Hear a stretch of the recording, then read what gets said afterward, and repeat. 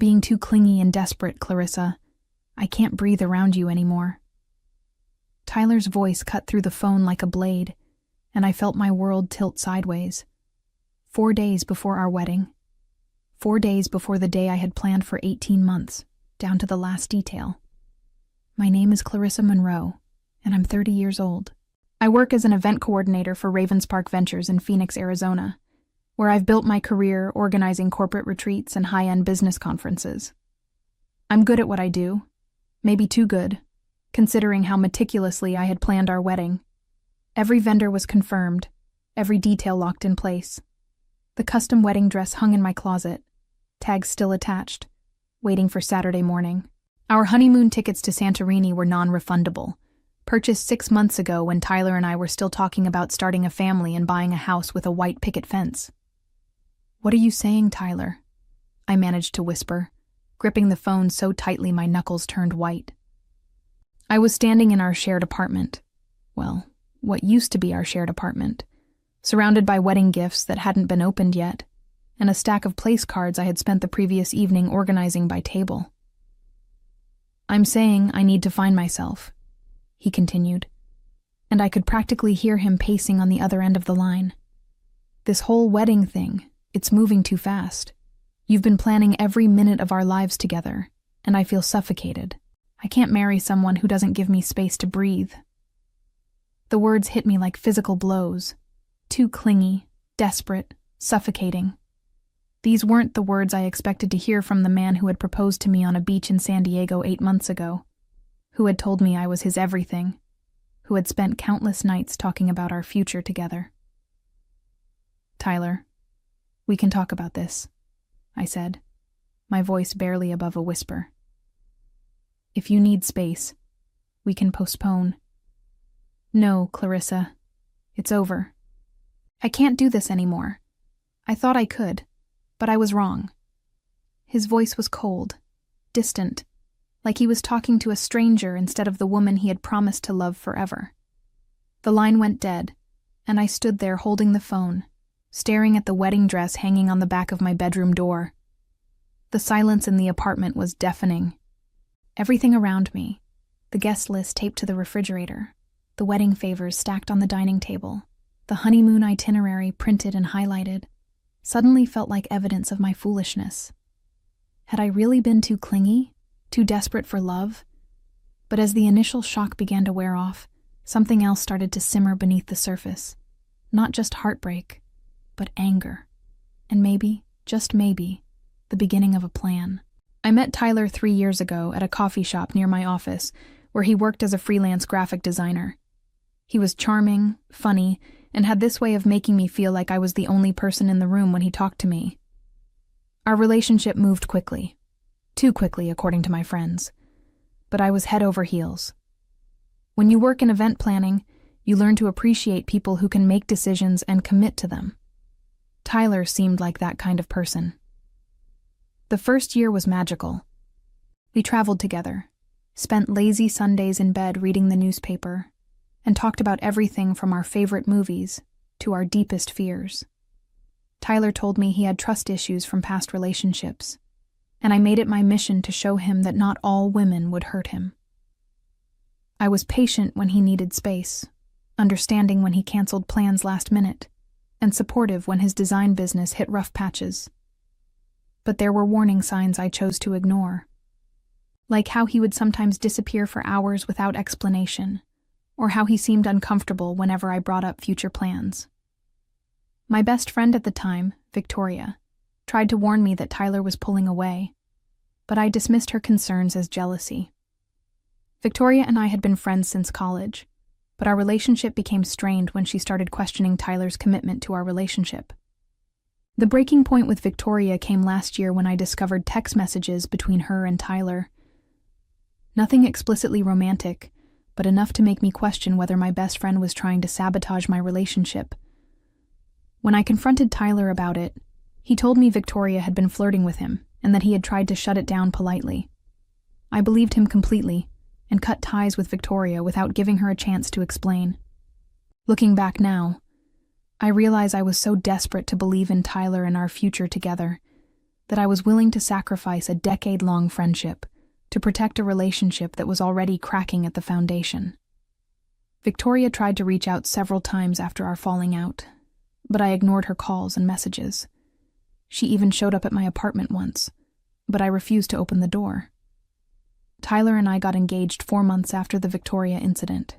He proposed during what I thought was a makeup trip to San Diego, after a particularly bad fight about my controlling behavior. The proposal felt rushed, but I was so relieved that he wanted to commit to our future that I said yes without hesitation. The ring was beautiful, a vintage setting with a round diamond that caught the light perfectly, and I spent the next month showing it off to everyone I knew. Planning the wedding became my full-time obsession. I created spreadsheets for everything: vendor timelines, budget breakdowns, guest dietary restrictions, seating arrangements optimized for maximum social harmony.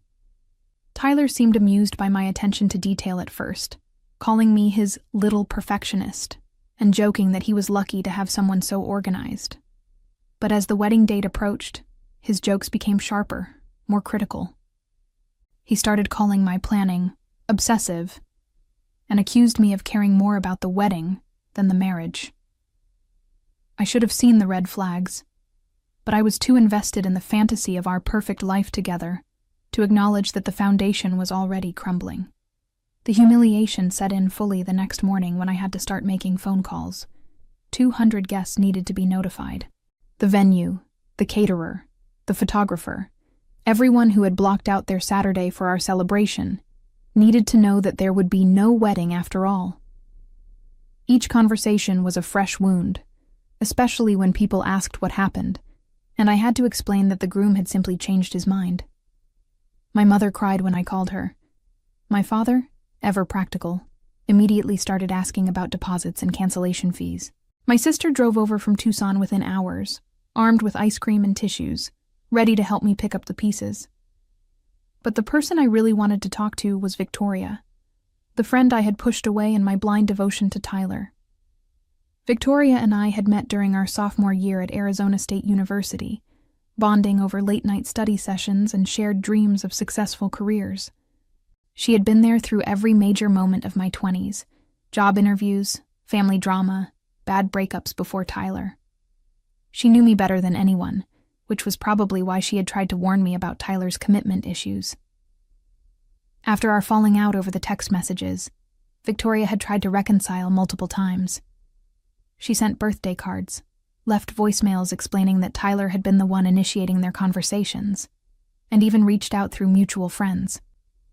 But I was too proud and too protective of my relationship to listen.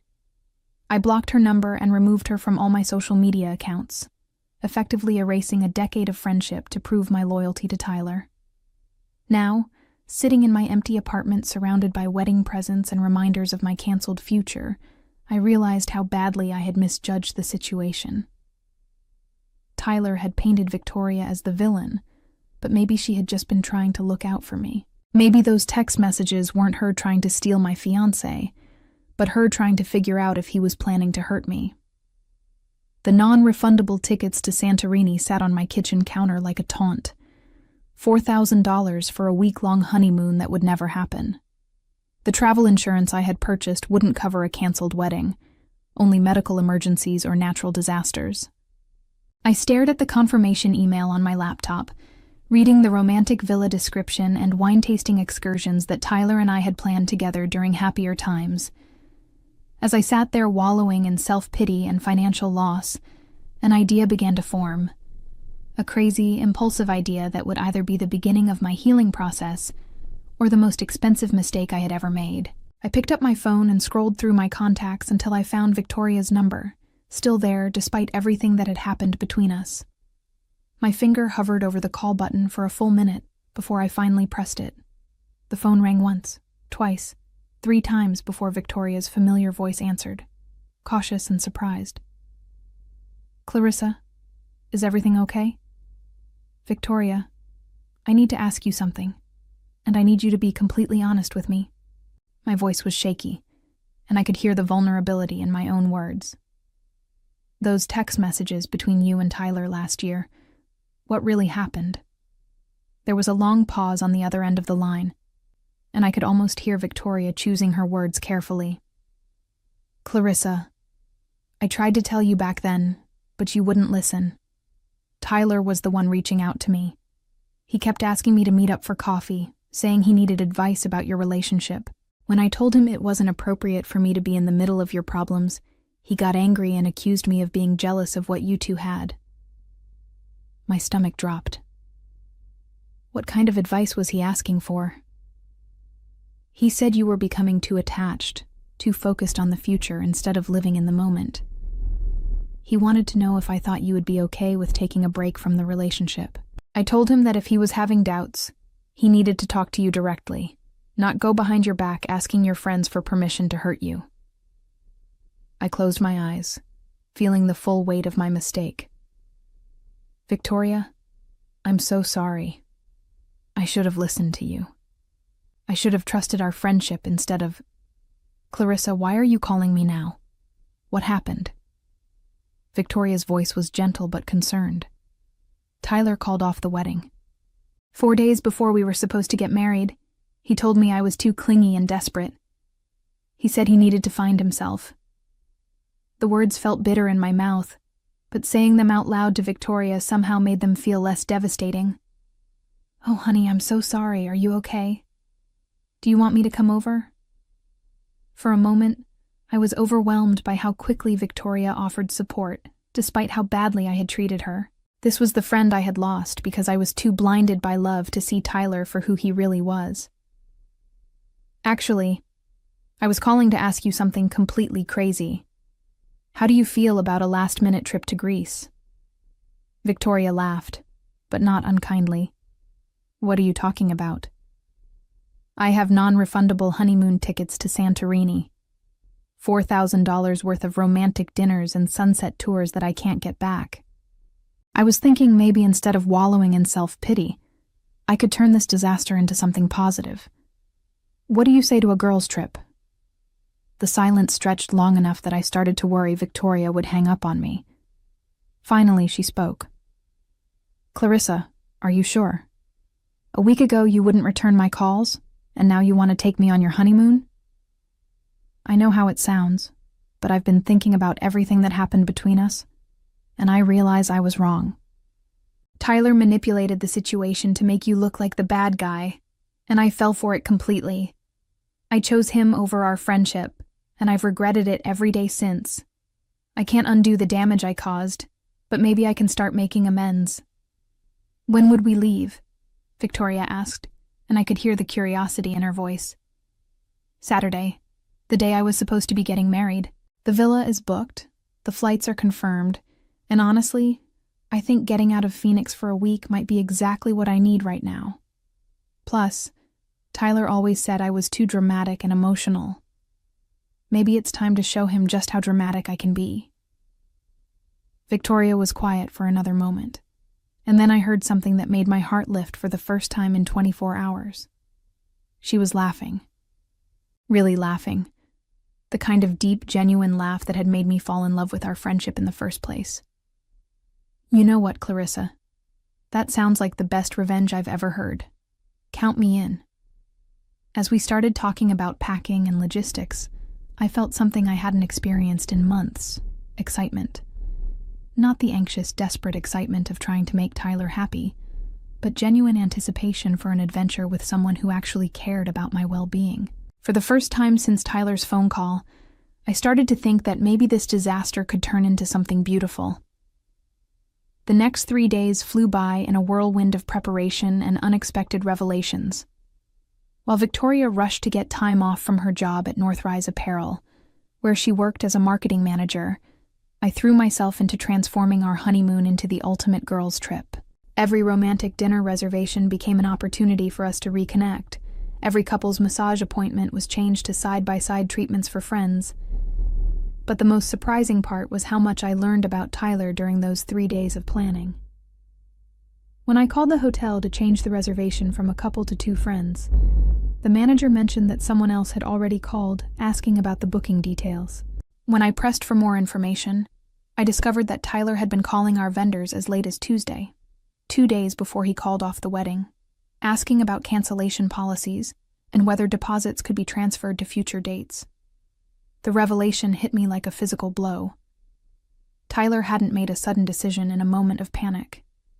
He had been planning to leave me for days, maybe even weeks, while I was addressing wedding invitations and confirming final guest counts. He had been calculating the best way to minimize his financial losses while devastating my life completely.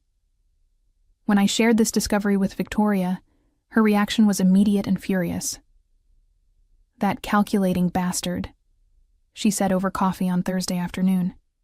"He was planning his exit strategy while you were planning your future together. Do you realize how manipulative that is?" "I keep thinking about all the times he accused me of being controlling and obsessive," I said, stirring my latte absently. "But he was the one orchestrating everything behind the scenes. He made me feel crazy for wanting to plan our life together, when really he was planning his escape." Victoria reached across the table and squeezed my hand. "Clarissa, you weren't crazy. You were being a normal person who was excited about getting married. Tyler just didn't have the courage to be honest about his feelings, so he made you the villain instead." That evening, as I was packing for Santorini, Tyler finally showed up at my apartment. I heard his key in the lock and felt my heart race, but not with the desperate hope I might have expected. Instead, I felt a cold anger that surprised me with its intensity. "Clarissa, we need to talk," Tyler said as he walked into the living room. He looked terrible, unshaven, wearing the same clothes I had seen him in 3 days ago, with dark circles under his eyes that suggested he hadn't been sleeping well. "About what, Tyler? About how you spent days calling vendors behind my back while I was planning our wedding? About how you made me feel like I was suffocating you when really you were just too cowardly to break up with me honestly?" Tyler's face went pale. "How did you... I don't know what you're talking about. The hotel manager told me someone called asking about cancellation policies. The florist mentioned that my husband had inquired about transferring our deposit to a future event. Should I keep going, or are you ready to admit that your sudden need to find yourself was actually a calculated plan to dump me while protecting your own interests?" For the first time in our 3-year relationship, Tyler looked genuinely ashamed. "Clarissa, I'm sorry. I didn't mean for it to happen this way. I just got scared and—" "Save it," I interrupted, surprising myself with how steady my voice sounded. "I'm going to Santorini tomorrow, and I'm going to have the time of my life. You can find yourself, or lose yourself, or whatever it is you think you need to do, but you're going to do it without me." Tyler's eyes widened when he saw the packed suitcases by the door. "You're still going on our honeymoon?" "My honeymoon," I corrected. "And yes, I am." The look of shock on Tyler's face was almost worth the heartbreak of the past 4 days. "You can't be serious. Who are you going with?" I smiled sweetly, enjoying his discomfort more than I probably should have. "Victoria." The color drained from Tyler's face completely. "Victoria? Your ex-best friend Victoria? The one who tried to warn me about you? The one whose friendship I destroyed because I believed your lies about her trying to steal you?" "That Victoria." I picked up my camera bag and slung it over my shoulder. "Turns out she was right about you all along." Tyler started pacing around my living room, running his hands through his hair in the gesture I once found endearing, but now recognized as manipulation. "Clarissa, this is insane. You can't just run off to Greece with her. What will people think?" "I honestly don't care what people think anymore, Tyler. I spent 3 years caring about what you thought, and look where it got me." I zipped up my carry-on bag and checked that I had my passport and boarding passes. "Besides, all those people already know you called off our wedding 4 days beforehand. I don't think my choice of travel companion is going to shock anyone." "But Victoria hates me," Tyler said, and for the first time I heard real fear in his voice. "She's going to poison you against me completely." I laughed, but there was no humor in it. "Tyler, you poisoned me against yourself.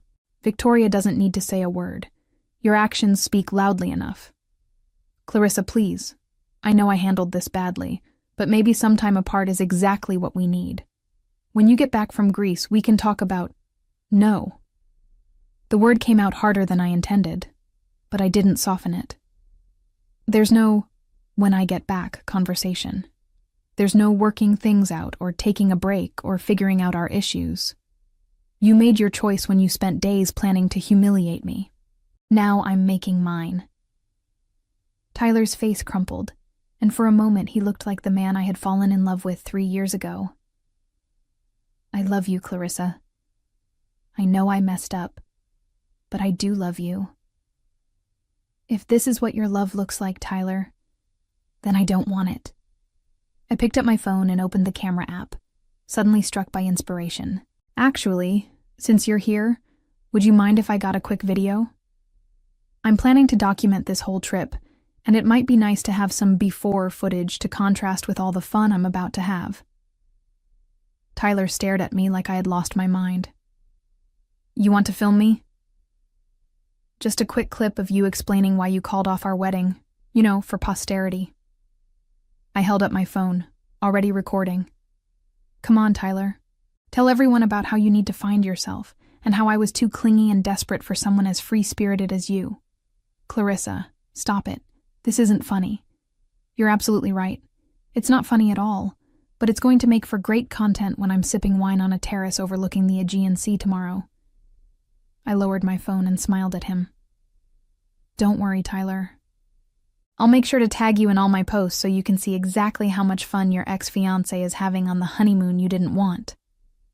Tyler's expression shifted from confusion to something that looked almost like panic. Clarissa, you wouldn't— Watch me, I said, grabbing my suitcases and heading for the door. Goodbye, Tyler. I hope you find whatever it is you're looking for. As I closed the door behind me, I could hear Tyler calling my name, but I didn't look back. I had a plane to catch and a new life to start living. Santorini was everything I had dreamed it would be, but better than I had ever imagined it could be with the right person. Victoria and I arrived at the villa on Saturday evening, what should have been my wedding night. Exhausted from travel, but giddy with the realization that we were actually doing this. The sunset from our terrace was breathtaking, painting the white buildings and blue domes in shades of gold and pink that no photograph could capture. To new beginnings, Victoria said, raising her glass of local wine as we watched the sun disappear into the sea. To friendship, I replied, clinking my glass against hers, and to the best decision I've made in years. We spent the evening planning our week, mapping out all the activities Tyler and I had researched together, but would now become memories with my restored best friend instead. Every restaurant reservation, every tour, every romantic sunset spot would be transformed from a symbol of my failed relationship into a celebration of my freedom. That night, as I uploaded our first photos to social media, I felt a thrill of anticipation.